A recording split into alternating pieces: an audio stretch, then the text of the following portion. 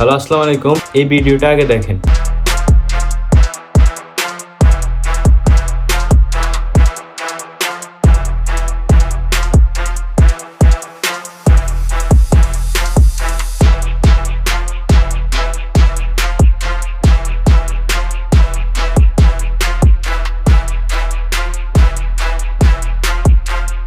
এখন আমি আপনাদেরকে বলবো এই ভিডিওটা শেয়ার করেন, এত পরিমাণ শেয়ার করেন তারেক রহমান পর্যন্ত যাক, উচ্চ লেভেল পর্যন্ত যাক, যেখানে যাইলে বিচার হবে সেখান পর্যন্ত যাক। আমি এতটুকু বলবো। কিন্তু আসলে এই হত্যার কি বিচার হবে? আসলে সিসিটিভি ফুটেজে দেখা যাচ্ছে একজন নারীকে একজন পুরুষ হত্যা করতেছে।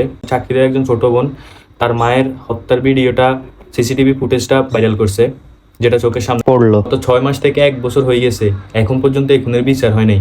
যেখানে আমাদের বাংলাদেশের আইনের নথিপত্রের মধ্যে লেখা আছে হত্যাকারীর সর্বোচ্চ শাস্তি মৃত্যুদণ্ড এবং সর্বনিম্ন শাস্তি যাবজ্জীবন কারাদণ্ড।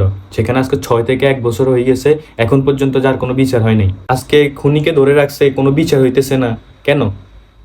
এছাড়া এরকম কত হত্যাকারী, তারপরে দর্শক, এরা বাইরে বাইরেও হাঁটতেছে। বাংলাদেশে আইনের কখনো বিচার হয় না। আমরা গলা ফাটাই ফেলবো।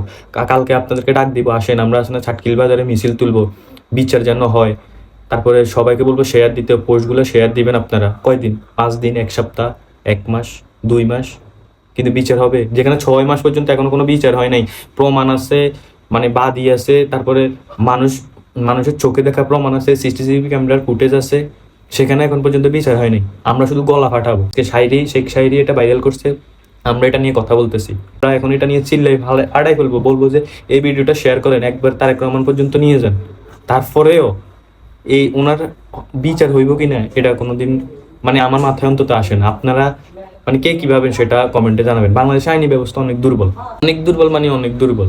তাও আমি বলবো এই ভিডিওটা এত পরিমাণ শেয়ার করবেন, যেখানে গেলে অন্তত প্রশাসন নাড়াচাড়া দিয়ে উঠে হলেও বিচারের জন্য আগাবে, ততটুকু পর্যন্ত আপনারা পৌঁছায় দিবেন এই ভিডিওগুলো।